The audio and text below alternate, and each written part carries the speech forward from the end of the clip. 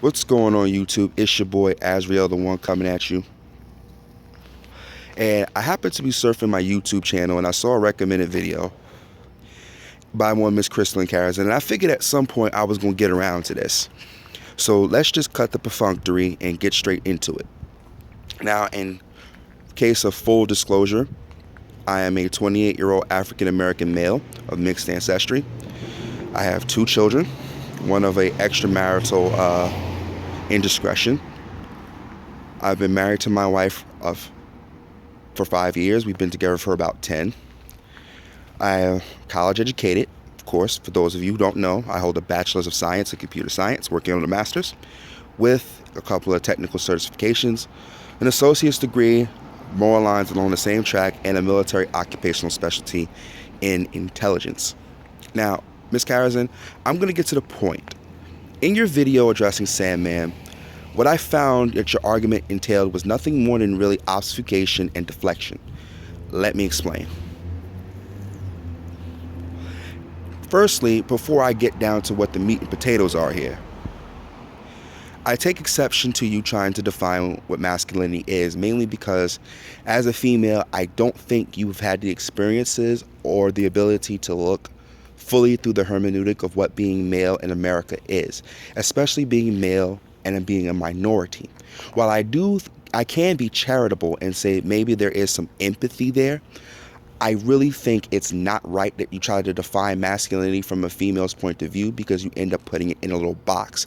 And if we as men were to take that and put your femininity or the femininity of black women into a little box, I'm pretty sure we would draw the, irate responses accordingly. So again, maybe I'm going to be charitable and say that maybe you were just talking from a empathetic point of view, if you can call that such a thing. But if not, I just want you to understand I have a level of taking an exception to what you've said. And I think in future reference, it would be kind of you not to do such a thing, because I think it's really dismissive, or it's really trying to shape men into being what you think they should be, not them being who they are. Now, I'm going to challenge your assertions and notions in your video. And before I do that, I do want to point out that I will agree that there is a problem with low marriage rates, and there is a problem with high rates of children being born out of wedlock. So I thank you for at least being self-aware to that much to acknowledge it. Having said all that, of course, we now come to where the actual problem is, which is you deflect. And Ms. Karazin, this is not the first time I've heard you offer up such deflections. Let me point this out to you. Number one, a lot of the blame squarely does fall on the black woman's shoulders, because at the end of the day, it is she who decides what life comes into the world. And of course, it is she who decides whom she gives herself to.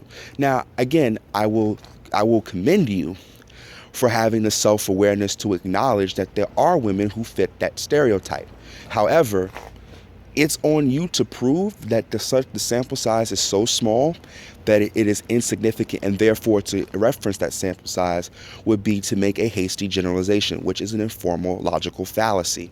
Unfortunately, Ms. Karazin, if you are trying to point this out, there are way too many men who can look outside of the window, or in some cases look over in bed, and find out that the woman that is being talked about fits that stereotype. I'm not going to go and bring you up the story of my rather formative years, in which I have seen the trashing of the African American Negro male throughout the 90s and the early part of the millennium. I think you and I both know as adults that this has happened. I think it's fair to say that you'll acknowledge this. If you don't, well, then of course you're just being disingenuous. But that's another topic for another video. The issue I take in this is that, again, you're ignoring that the fact does fall on the female. And the fact of the matter is the female makes very poor decisions. And these decisions, of course, cannot be ignored. And I happen to observe that the way African American females interact with their black male counterparts, and then, of course, with their white male counterparts. Now, don't get me wrong. People have a right to their choices and preferences. Hey, if you like white meat, you like white meat. If you like dark meat, you like dark meat. Hey, if you like it, I love it. What you eat don't make me shit. So as far as I'm concerned, if it's solely on the basis of preference, then who can begrudge anyone that? I certainly won't. I would assume you wouldn't either. But of course, we'll reference the Chad factor if this decides to come back and become a back and forth conversation. The problem here is that black men as a whole, there are many brothers who, like myself, have never found themselves on the opposite side of the tracks when it comes to the way we conduct ourselves in society. I myself have never spent a day in jail. I have never been involved in gang culture, and yet before I got married, I found myself being passed up. Now, the difference is, as a man, because I was rejected by those women, I chose to go outside my ethnic group, but still married a black woman. That's just the way that works. However, you have many sisters who complain that there are no good enough black men. Number one, let's just look at the standards here. Many of you sisters have an obscenely unrealistic standard. You want a man to be of a certain height, have a certain penis size, which will include length and girth, a certain amount of money, a certain level of education. And many of you don't even equal the standards to which you are asking for, which I think is relatively unrealistic. Not relatively, I'm going to use the word I used before, obscenely. And of course, when you have such an extremely high standard, both for social compatibility, both for emotional compatibility and intelligence, financial capability, and of course, physical endowments and attributions, and you don't measure up, it's no wonder why you are not finding a mate. And this is something, Ms. Karazin, I think you do a complete disservice to the females in your audience. A complete disservice. In fact, I would go so far as to say it is downright an injustice, because you're not telling these sisters, of course, to make better decisions and, of course, be that which you are asking for. Now, to go further onto my point, speaking about how these women are responsible, let's be honest, Ms. Karazin.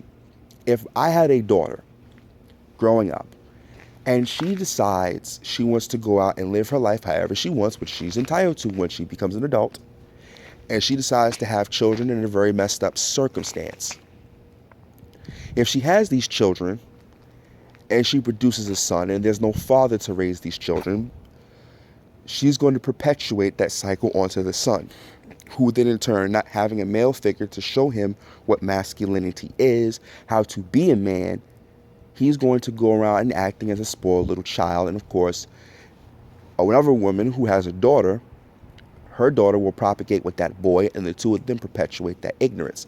Now, of course, you know, this is just a small scale example of what I'm trying to detail here. But what I'm basically saying is, because women themselves do not have the accountability to do what is right in terms of social and moral ethics, what ends up happening is that they make decisions that screw up the next woman coming along. Whether it is a daughter or a son, either which way, the children are screwed. And unfortunately, when we start to talk about this, you guys are terming it as bashing. It's not bashing. It's telling the truth. It's telling the ugly truth, the beautiful truth that relays an ugly reality. And unfortunately, Ms. Karazin, you're doing a disservice. Now, on a more personal note, and I won't say personal as in I have this actual gripe with you, but more with your audience, because you have audience members who themselves will deride black men for dating out, but will typically laud a black female for dating out, which is offensive for two reasons. Number one, it fetishizes white men. Of course, I have a genetic white ancestor, but I'm not considered white. And of course, number two, because it fetishizes other black women. And again, hey, if you like being a social cuckold, hey, that's your business. And I say this to black men, if you're okay with it, hey, if you want to be a social cuckold, hey, look, you like it, I love it. I ain't got to deal with it, you do. But here we are in this position of whether the hate and the pushback you got about swirling is a thing. And I understand, you know, you did the video to protect your empire. You did the video to kind of protect what you've built. And I'm not gonna put you down for that. You get your money how you get it. I mean, it's your thing. You believe in it. I believe that you believe in it. So therefore, I have no problem with it because, again, it doesn't affect me. But I want to point out to you that this is indeed you just deflecting the issue. And the real issue is that the black woman, in order for things to go right in the black community, must take responsibility for what she's done.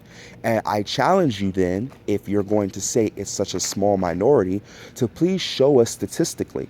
I will certainly grant you that when you point out the low marriage rates and high divorce rates, these numbers have exist. According to the 2010 census, let's be honest, African American males have the highest rate of divorce between themselves, their black female counterparts, and white women, but have better marriage rates with Asian, Latinas, and Native Americans. And of course, the white woman has a high marriage rate with her white male counterpart, followed by everyone else. And the black woman tends to lead the divorce rate with black men, but the lowest with white men, which tells us one of two things here. Number one, it tells us that the dynamics of relationships between blacks is extremely screwed up, namely because there are other social conventions to include laws and how would I say, programs that are designed to influence the station of an African American woman versus an African American male, being that she's a double minority and he is not. You can blame gender and identity politics for that, but that's another topic for another day, I'm sure. And number two, and more importantly, outside of those actual benefactors, is simply because we as a culture have decided that the black woman cannot be held accountable for anything or everything. When it comes down to marriage, like I said, going back to my earlier point, women have obscene standards. Your education has nothing to do with choosing a mate. Shahrazad Ali pointed this out, and I will be glad to link you to what she's actually said if you want to see that. But here it is, and I want to try to get to this point because I'm going on about 12 minutes. I think in honest earnest, the assessment Sandman made was relatively poignant. And it's because as a African American male and a father of two boys, I have come to understand that this is the nature of the African American female, and it is not worth trying to match my sons up with a woman who is, for the most part, emotionally self-absorbed. And she lacks the awareness to understand what's really going on here. What I think, in all honesty, is that until African American women can socially accept their shame, which is they've sold themselves out to be for trinkets, booty models, lifestyle, they've sold themselves out for government handouts and welfare, and acknowledge that they have led the charge in destroying the very thing that they produce, I don't really think it's going to get anywhere. Now, if you just happen to not have an attraction for African American men, hey, again, I'm not going to begrudge you for your preference. That's your preference. You like what you like. I'm not mad at you for it. But I will say this. You can't sit here and get angry when black men date out. And more importantly, I'd like to also point out, Ms. Karazin, which is the actual issue I do take with, you're promoting swirling, but you're promoting it only halfway, which makes you a hypocrite. And unfortunately, why you're getting some of the pushback that you're getting is because you're not promoting actual miscegenation between the races as a way of saying we're all human, we can love who we want. You're promoting this agenda because I think, in my own personal assessment, is that you're trying to get the black woman to out advantage the black woman the black man at every opportunity she can get. Because unfortunately, how it turns out is that no matter how many ways the black man screws up, he can still pull a win out of his ass if he plays his cards right. The black woman, despite having all the social advantages, still cannot get this done. Now, maybe I'm wrong about it. Maybe I'm wrong about you. I would encourage us to have this dialogue because I really think you've gotten this all mixed up. From the fact that you describe MGTOWs and MRAs as the He-Man Woman Haters Club, which I think is, number one, if for a woman of education and stature, that should be very much beneath you. And number two, because it also shows that you're relatively misinformed. I'm not going to say you're completely ignorant, just misinformed about what those movements actually represent. So that's the end of this video. If you come looking to my channel for change and solutions, just understand that change starts with one. Peace.